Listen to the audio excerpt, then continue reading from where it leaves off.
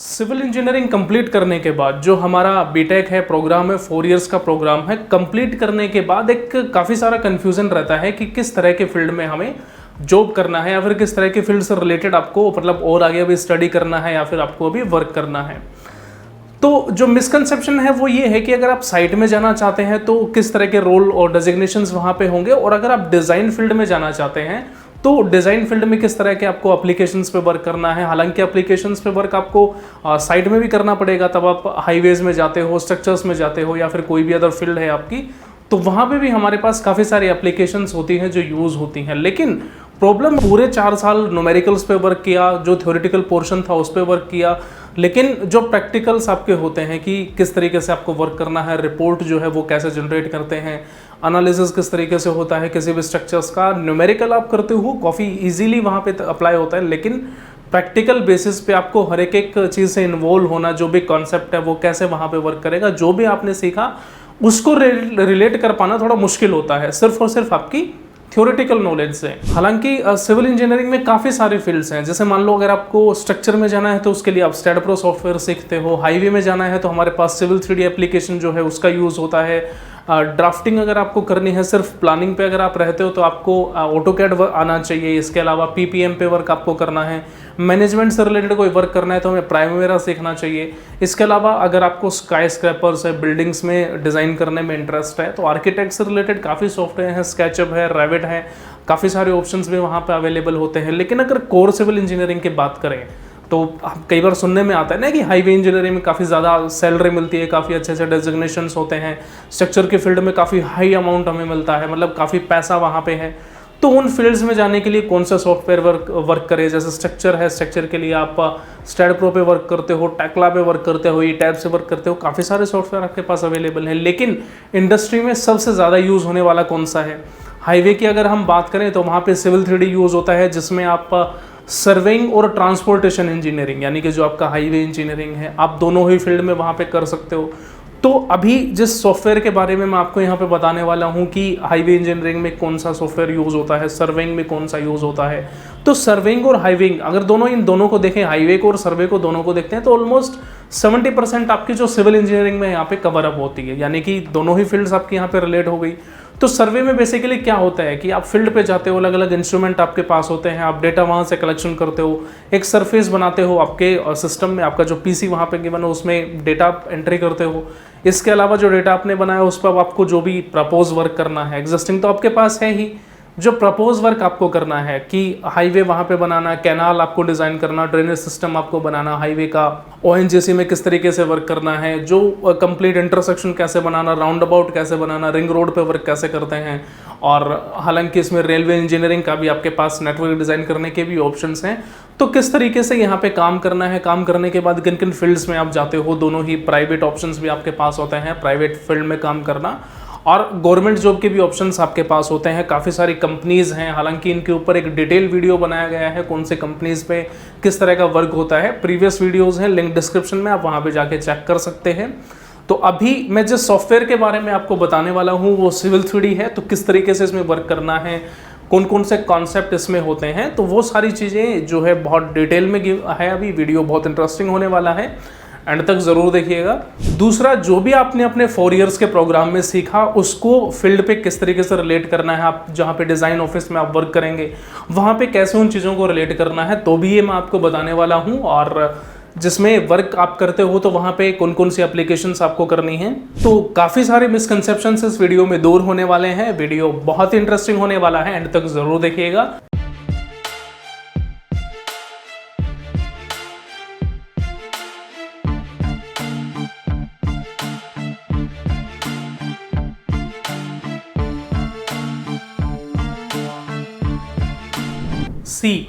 जो कोर्स है civil 3D हम उसको 2 पार्ट्स में डिवाइड कर सकते हैं। अभी जैसा मैंने बताया, first is surveying and second is transportation engineering.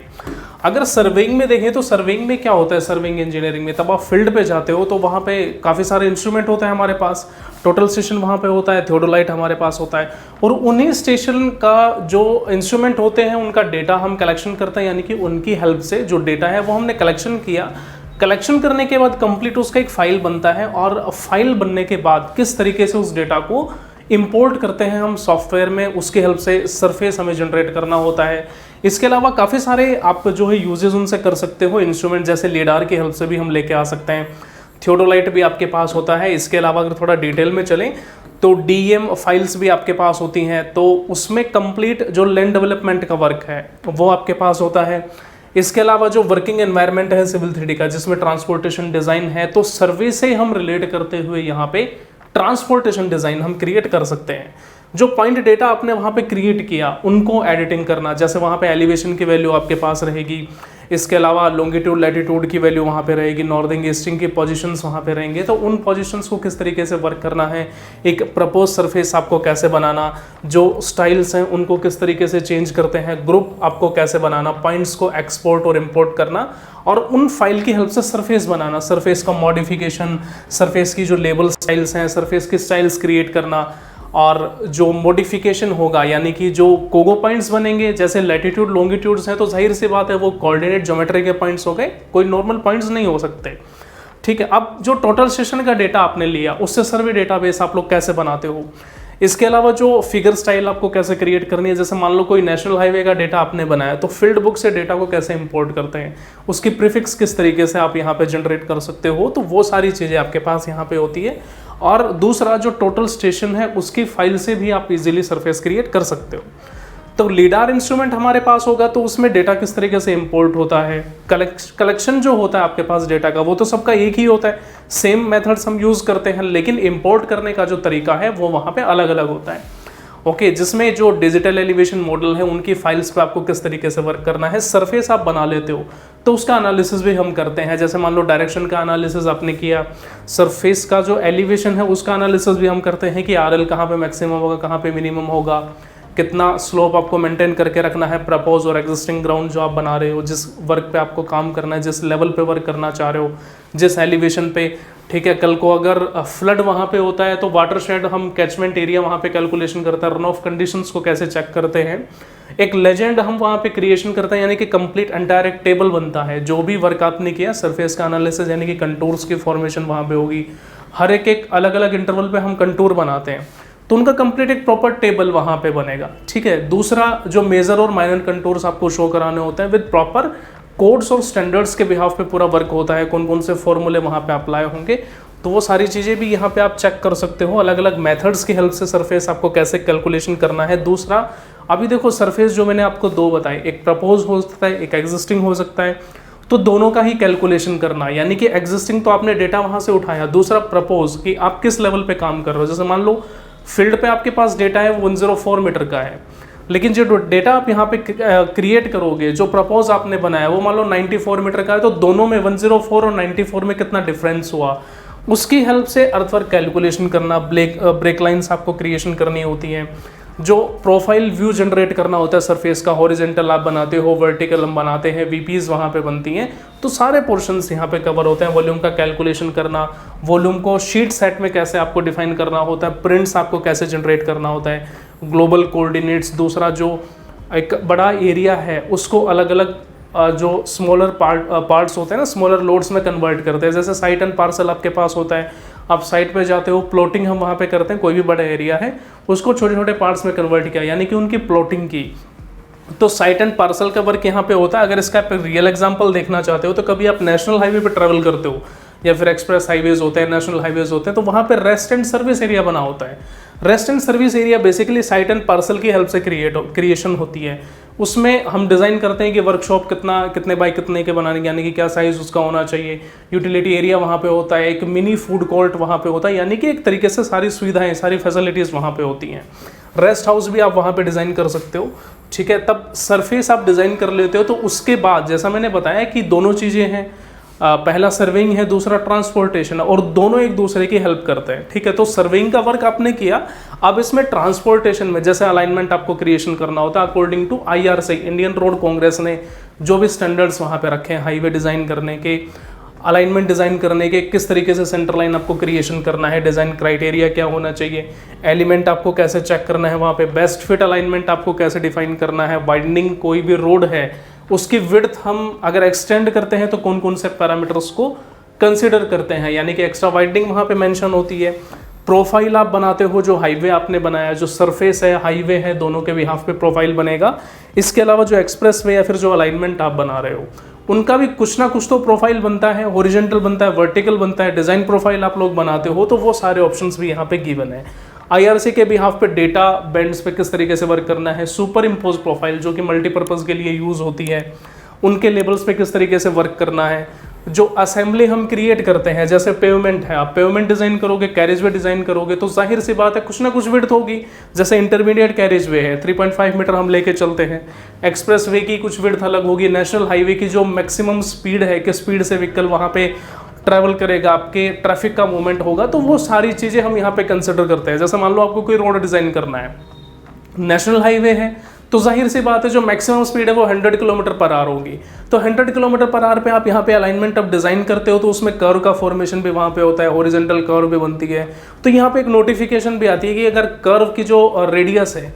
Design speed के अकॉर्डिंग मिनिमम है, तो वहाँ पे एरर के चांसेस रहेंगे, मैक्सिमम है तो कोई प्रॉब्लम नहीं होगा। तो इस तरह की कैलकुलेशन आपको कैसे करनी है कि हॉरिजॉन्टल कर्व हम कैसे डिफाइन करें, कितना रेडियस होगा। अगर रेडियस कुछ एनवायरमेंटल कंडीशंस की वजह से कम रखा गया है, तो आपको स्पीड जो वहाँ पे डिज़ाइन करनी है, डिफाइन करनी है, जो बोर्ड हम वहाँ पे अप्लाई करते हैं ना, कभी ट्रैवल करते हो तो देखा होगा स्पीड लिमिटर्स लगे होते हैं, लिखा होगा 40 है, 50 है, 60 है, लेकिन कर्व के ऊपर 30, 25 इस तरह की मार्किंग्स आपने देखी होगी। तो क्या रीज़न है, वो जो 25, 30, 45 लिखा हुआ है, उन सब के पीछे फॉर्मूलेज होते हैं, पूरी कैलकुलेशन के साथ वहाँ पे अप्लाई होते हैं। तो वो सारी चीज़ें यहाँ पे होती हैं। तब कॉरिडोर आप बनाते हो तो उसमें अलग अलग सेक्शंस आपके पास होते हैं। सुपर एलिवेशन डिज़ाइन करते हैं हम कर्व के ऊपर, जिसमें ट्रांजिशन पॉइंट आपके पास होता है, मैक्सिमम जो कर्व होता है आपका। सुपर एलिवेशन जो आप यहाँ पे डिज़ाइन करते हो वो 11 अलग अलग फॉर्मूले से होता है, कोई एक फॉर्मूला नहीं होता, उसके लिए 11 अलग अलग कॉन्सेप्ट्स होते हैं। तो सभी कॉन्सेप्ट्स को यहाँ पे कवर करते हैं। इसके अलावा जैसे मान लो कॉरिडोर का सरफेस आपको बनाना है, बाउंड्री आपने बनाया, अभी क्या था कि आपने सिर्फ सरफेस का कट फिल किया था। यहाँ पे ट्रांसपोर्टेशन में क्या है कि आप सिविल 3D में जो कॉरिडोर आपने बनाया और जो आपके पास ग्राउंड लेवल है, यानी कि जो डेटा आपने उठाया इंस्ट्रूमेंट से उठाया, तो दोनों के बीच का क्या कटिंग रहेगी, क्या फिलिंग रहेगी। तो हर एक चेनेज पे, हर एक स्टेशन पे, RDs पे आप कट फिल शो करा सकते हैं। हर एक चेनेज का, हर एक स्टेशन का आपको क्रॉस सेक्शन व्यू आप चेक करना चाहते हो कि कितना स्लोप रहेगा, वहाँ पे एलिवेशन क्या रहेगा, कट फिल किस तरीके से दिखाना है, डे लाइट एरिया, एम्बैंकमेंट वहाँ पे कैसे जनरेट करें, ड्रेनेज सिस्टम है उसका स्लोप कैसे बनेगा, पेवमेंट की विड्थ क्या होगी, शोल्डर आपको कैसे डिफाइन करना है, बैरियर किस तरीके से लगाने हैं, कर्व कैसे लगाना है, साइड वॉक कैसे जनरेट करना है। तो सारी चीज़ें यहाँ पे आपके पास गिवन होती हैं। इसके अलावा जंक्शन आप डिज़ाइन करते हो, इंटरसेक्शन हम बनाते हैं, राउंड अबाउट हम यहाँ पे क्रिएशन करते हैं, जिसमें अलग अलग लेन्स आपको डिज़ाइन करनी होती है, जो असेंबलीज है उसको कस्टमाइजेशन करना होता है, ग्रेडिंग सरफेस आपको यहाँ पे डिफाइन करना होता है। प्रोफाइल्स का यूज़ ना करते हो तो आपको फीचर लाइन किस तरीके से यहाँ पे क्रिएट करना है, क्वांटिटी टेक ऑफ, जैसे अर्थवर्क कैलकुलेशन का मैंने बताया, कट फिल बनता है तो उसका प्रॉपर ग्राफ होता है। अब प्रोफाइल्स के ग्राफ में भी कटिंग और फिलिंग दिखा सकते हो। बेसिकली दो तरह के कलर यहाँ पे होंगे, first is red and second is green.